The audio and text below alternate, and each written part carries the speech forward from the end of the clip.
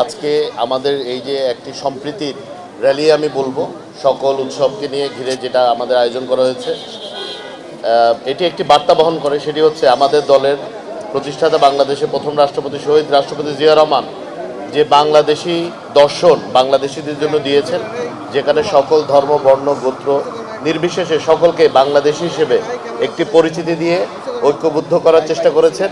সেই তারই ধারাবাহিকতায় আমাদের মাননীয় প্রধানমন্ত্রী বাংলাদেশ জাতীয়তাবাদী দলের চেয়ারম্যান জনাব তারেক রহমান এমপি মহোদয় রংধনু জাতি গঠনের যে প্রত্যয় ব্যক্ত করেছেন, আজকের এই র্যালিতে আপনারা সেই রংধনু জাতিরই একটি প্রতিফলন দেখতে পাচ্ছেন।